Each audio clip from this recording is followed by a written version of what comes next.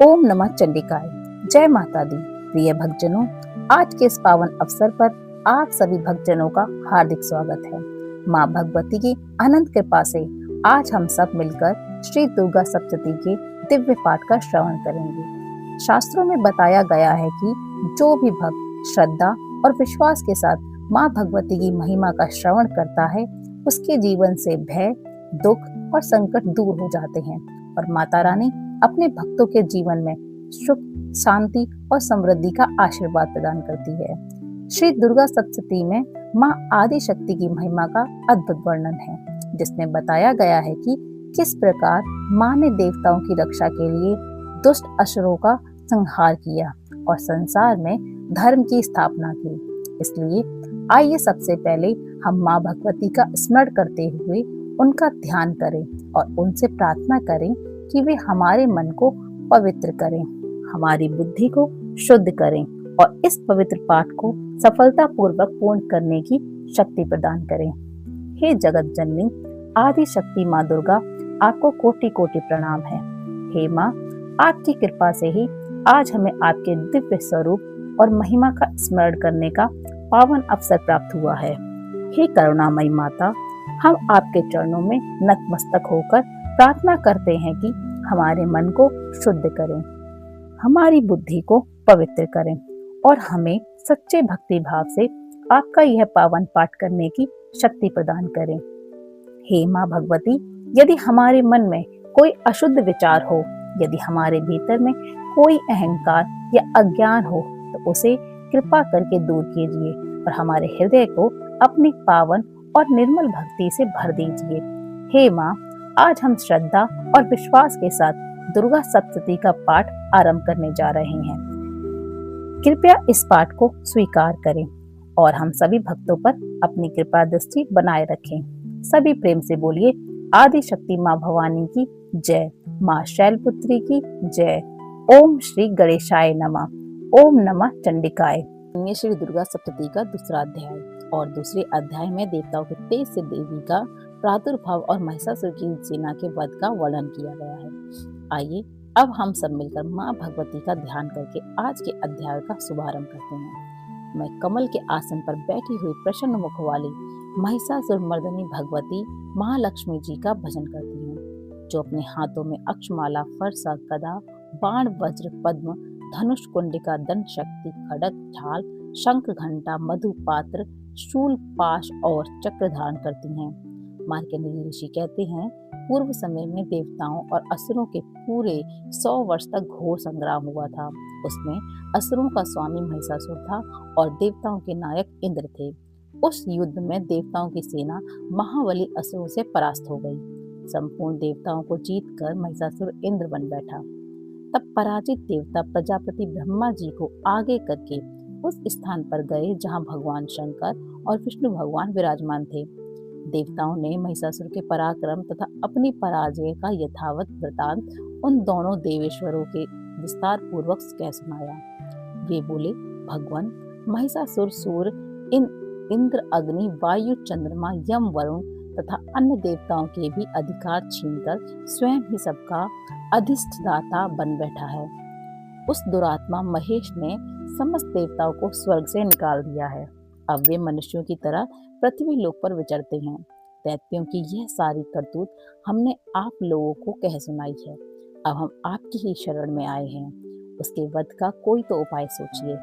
इस प्रकार देवताओं के वचन सुनकर भगवान विष्णु और शिव ने दैत्यों पर बड़ा क्रोध किया। उनकी भौहें तन गईं और मुंह टेढ़ा हो गया। तब अत्यंत कोप में भरे हुए चक्रपाणि श्री विष्णु के मुख से एक महान तेज प्रकट हुआ। इसी प्रकार श्री ब्रह्मा, शंकर तथा इंद्र आदि अन्य देवताओं के शरीर से भी बड़ा भारी तेज निकला। यह सब मिलकर एक हो गया। महान तेज का वह पुंज पर्वत सा जान पड़ा। देवताओं ने देखा, वहां उनकी ज्वालाएं संपूर्ण दिशाओं में व्याप्त हो रही हैं। संपूर्ण देवताओं के शरीर से प्रकट हुए उस तेज की कहीं तुलना नहीं की जा सकती थी। एकत्रित होने पर वह एक नारी के रूप में परिणत हो गया और अपने प्रकाश से तीनों लोकों में व्याप्त हो जान पड़ा। भगवान शंकर जब का जो तेज था, उससे उस देवी का मुख प्रकट हुआ। यमराज जी के तेज से उसके सिर में बाल निकल आए श्री विष्णु भगवान के तेज से उनकी भुजाएं उत्पन्न हुई। चंद्रमा के तेज से दोनों स्तनों का तथा इंद्र के तेज से मध्य भाग का प्रादुर्भाव हुआ। वरुण के तेज से जंगा तथा पिंडली तथा पृथ्वी के तेज से नितंब भाग प्रकट हुआ। ब्रह्मा जी के तेज से दोनों चरणों और सूर्य के तेज से उनकी उंगलियां हुई। वसुओं के तेज से हाथियों की उंगलियां तथा कुबेर के तेज से नासिका प्रकट हुई। उस देवी के दांत प्रजापति के तेज से तथा तीनों नेत्र अग्नि के तेज से प्रकट हुए थे। उनकी भौहें संध्या के और कान वायु के तेज से प्रकट हुए थे। इसी प्रकार अन्य देवताओं के तेज से भी उन कल्याण में देवी का आविर्भाव हुआ। इसके बाद समस्त देवताओं के तेज से प्रकट हुई देवी को देखकर महिषासुर के सताए हुए देवता बड़े प्रसन्न हुए। भगवान शंकर ने अपने शूल से एक शूल निकालकर उन्हें दिया और भगवान विष्णु ने भी अपने चक्र से चक्र उत्पन्न करके भगवती को अर्पण कर दिया।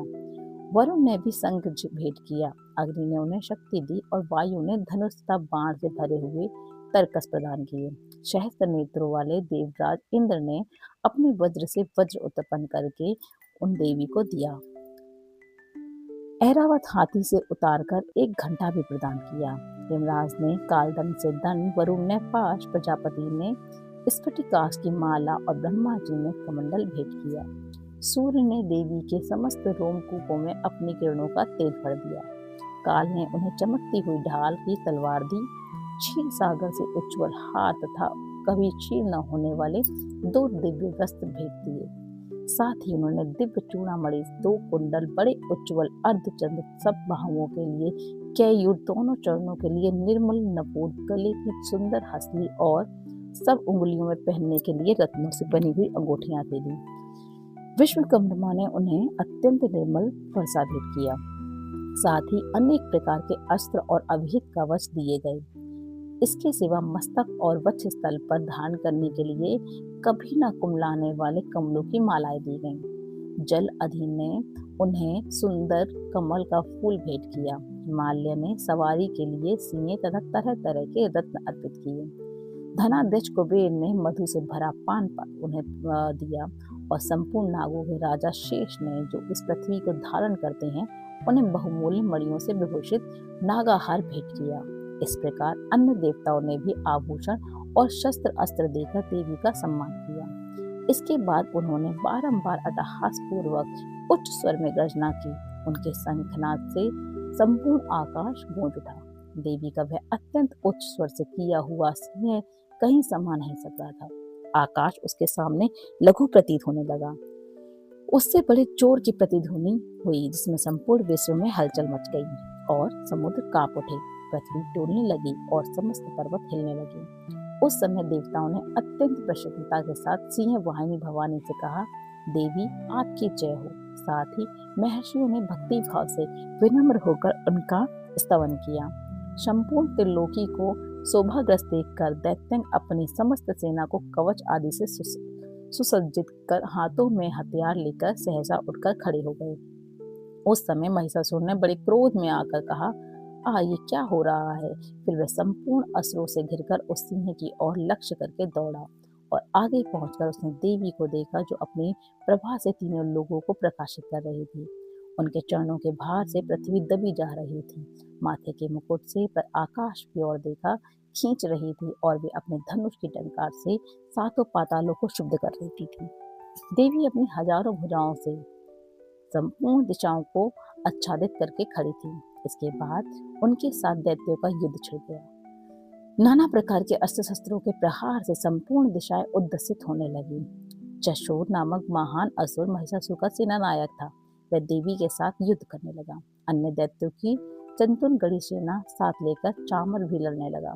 60,000 रथियों के साथ आकर उदग्र नामक महादैत्य ने लोहा लिया। 1 करोड़ रथियों को साथ लेकर महाहनु नामक दैत्य युद्ध करने लगा, जिसके रोए तलवार के समान तीखे थे। वह अलिलोमा नामक का महादैत्य 5 करोड़ रथी सैनिकों सहित युद्ध में आ डटा। 7 लाख रथियों से घिरा हुआ बास्कल नामक दैत्य भी उस युद्ध भूमि में लड़ने लगा। परिवादित नामक राक्षस हाथी सवार और घुड़सवारों के अनेकों दल तथा 1 करोड़ रथियों के सेना लेकर युद्ध करने लगा। विडाल नामक दैत्य 5 अरब रथियों से घिरकर लोहा लेने लगा। इनके अतिरिक्त और भी हजारों महादैत्य रथ, हाथी और घोड़ों की सेना लेकर वहां देवी के साथ युद्ध करने लगे। स्वयं महिषासुर उस रणभूमि में कोटि कोटि सहस्त्र रथ, हाथी और घोड़ों की सेना से घिरा हुआ खड़ा था। वे दैत्य देवी के साथ तोमर, भिंदीपाल, शक्ति, मूषल, खड़ग, परशु तथा पटिष्ठ आदि अस्त्र शस्त्रों का प्रहार करते हुए युद्ध कर रहे थे। कुछ दैत्यों ने उन पर शक्ति का प्रहार किया और कुछ दैत्यों ने पासे फेंके और कुछ दैत्यों ने खड़ग प्रहार करके देवी को मार डालने का उद्योग किया। देवी ने भी क्रोध में भरकर खेलक में ही अपने अस्त्र शस्त्रों की वर्षा करके दैत्यों के वे समस्त अस्त्र शस्त्र काट डाले। उनके मुख पर परिश्रम या थकावट का रंच मात्र का भी चिन्ह नहीं था। देवता और ऋषि उनकी स्तुति करते थे और वे भगवती परमेश्वरी दैत्यों के शरीर पर अस्त्र शस्त्रों की वर्षा करती रहीं। देवी का वाहन सिंह भी क्रोध में भरकर गर्दन के बालों को हिलाता हुआ असुरों की सेना में इस प्रकार विचरने लगा मानो वनों में दानवल फैल गया हो। रणभूमि में दैत्यों के साथ युद्ध करती हुई अंबिका देवी ने जितने निश्वास जितने भी छोड़े सभी तत्काल सैकड़ों हजारों गणों के रूप में प्रकट हो गए और परशुद्ध, भिंदीपाल, खड़ग तथा पटिश आदि शास्त्रों द्वारा असुरों का सामना करने लगे। देवी की शक्ति से बड़े हुए वे गण असुरों का नाश करते हुए नगाड़ा और शंख आदि बजाने लगे। उस संग्राम महोत्सव में कितने ही गण मृदंग बजा रहे थे। इसके बाद देवी ने त्रिशूल से, गदा से शक्ति की वर्षा और खड्ग आदि से सैकड़ों महादैत्यों का संहार कर डाला। कितनों को घंटे के भयंकर नाद से मूर्छित करके मार गिराया। बहुत सारे दैत्यों को पारस्य बांधकर धरती पर घसीटा।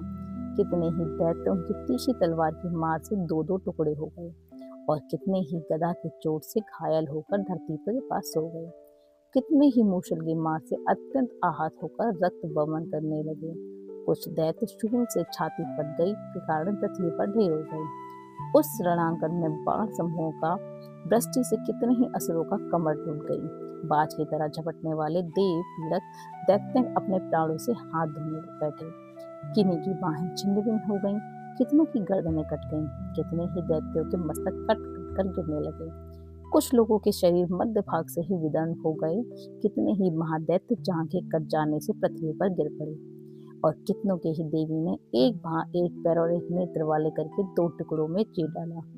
कितने ही दैत्य मस्तक कट जाने पर भी गिर कर उठ जाते और फिर से केवल धड़के में ही अच्छे अच्छे हथियार हाथ में लेकर देवी के साथ युद्ध करने लगते। दूसरे कब युद्ध के बाजों की लहक पर नाचने लगते। कितने ही बिना सिर के धड़ हाथों में खड़ग आदि शक्ति लेकर स्थिर दौड़ते थे और दूसरे मार्ग में ठहरो ठहरो यह कहते हुए देवी को युद्ध के लिए ललकारते थे। जहाँ पर घोर संग्राम हुआ था वहां की धरती देवी के गिराए हुए रथ, हाथी, घोड़े असुरों की लाशों से ऐसी पट गई थी कि वहां चलना फिरना असंभव हो गया था। दैत्यों की सेना में हाथी, घोड़े और असुरों के शरीरों पर इतनी अधिक मात्रा में रक्तपात हुआ था कि थोड़ी ही देर में वहां खून की बड़ी बड़ी नदियां बहने लगी। जगदम्बा ने असुरों की विशाल सेना को क्षण भर में ही नष्ट कर दिया। ठीक उसी तरह जैसे तिनके और काट के भारी ढेर को अग्नि कुछ ही क्षणों में भस्म कर देती है और वह सिंह भी गर्दनों के बालों को हिला हिलाकर जोर जोर से गर्जना करता हुआ दैत्य के शरीर को मानो उनके प्राण चुन रहा हो। वहां देवी के गणों ने भी उन महादैत्यों के साथ ऐसा युद्ध किया जिससे आकाश में खड़े हुए देवतागण उन पर बहुत संतुष्ट हुए और फूल बरसाने लगे। इस प्रकार श्री मार्कंडेय पुराण में सावर्णिक मनंत की कथा के अंतर्गत देवी महात्म्य में महिषासुर की सेना का वध नामक दूसरा अध्याय संपूर्ण हुआ।